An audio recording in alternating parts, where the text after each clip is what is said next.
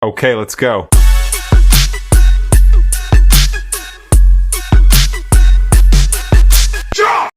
Today, we're jumping into a story that really isn't about charts or strategies at all. It's about this profound psychological shift.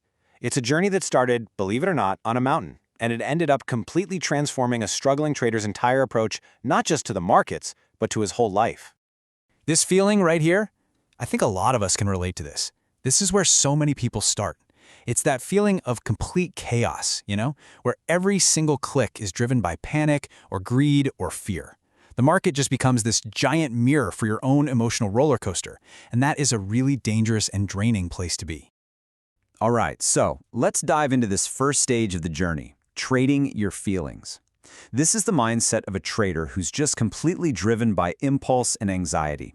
Consistency is, well, it's impossible because the noise inside your own head is just deafening. And what's so wild is how specific and honestly how relatable these behaviors are. You see a move taking off, you get that FOMO, that fear of missing out, and boom, you jump into a terrible setup, breaking all your rules. Or the complete opposite happens. A perfect setup appears and you just freeze up, totally paralyzed. Then, of course, you regret it. And on the next trade, you over-leverage to try and make up for it. It's this vicious cycle of chasing, second-guessing, and just reacting. And this right here, this is the real cost. It's not just about the money you lose, even though that hurts. It's the constant mental burnout. It is completely and utterly exhausting to trade this way, to live in this constant state of high alert and anxiety.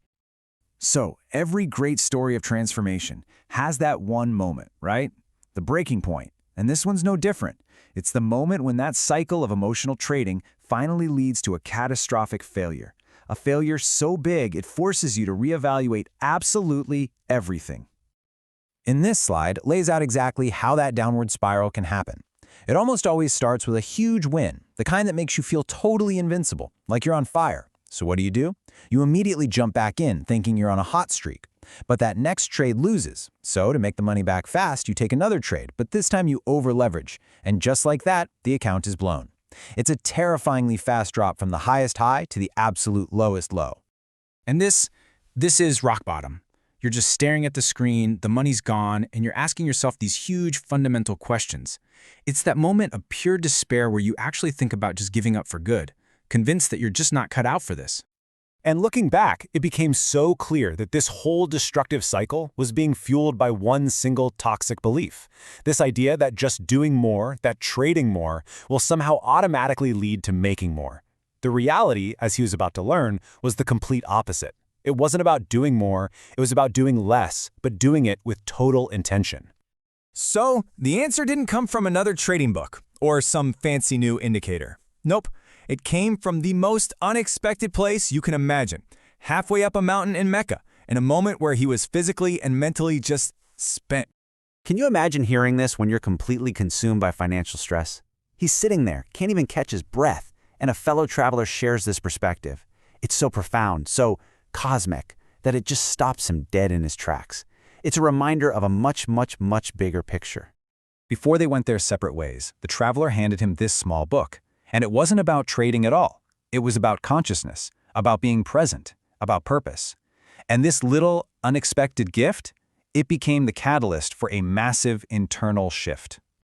And that leads us right to the core lesson of this entire journey, adopting what we're calling the philosopher's mindset. This is the huge mental shift away from obsessively chasing results to instead falling in love with mastering the process. This slide just nails the internal shift perfectly. The anxious mind is always time traveling, right? It's either worrying about the future or replaying mistakes from the past. But the present mind? It's anchored right here, in the now. It only focuses on the things you can actually control, your actions, your rules, your execution. This quote became the new golden rule. And it changes the entire game. Success is no longer defined by profit or loss. That's an outcome you can't really control. Instead, success is defined by your discipline, by sticking to your process, something you can always control. With this mindset, a losing trade that you executed perfectly, well, that's a victory. And the effect was just liberating. Suddenly, the last trade had zero impact on the next one. There was no emotional baggage, no ego trying to prove something, no revenge trading.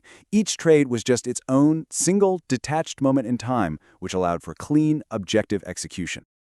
But this transformation, it didn't just stop at the trading screen. When you change your core mindset this fundamentally, it naturally starts to spill over into every other part of your life. The ripple effect was just enormous. And you could see the results everywhere, far beyond his trading account.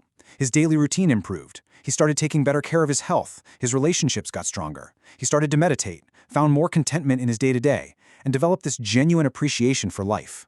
Trading was no longer the end-all, be-all. This contrast really shows the complete 180 in his worldview. Before, trading was this desperate escape. It was a high-pressure way to try and get rich quick. Now, it had become a path, a process of self-development, a journey of personal evolution. The entire focus shifted from the result to the journey itself. And here is the beautiful irony in all of this. Once he stopped desperately chasing the money and instead focused on perfecting his process and himself, the money just started to follow naturally. It became a simple byproduct of disciplined, present-moment execution. So, we'll end with this question because it applies to so much more than just trading. In your career, in your fitness, in any of your goals. Are you fixated on an outcome that you can't totally control? Or are you falling in love with building a process you can be proud of day in and day out? The answer to that, well, it might just change everything.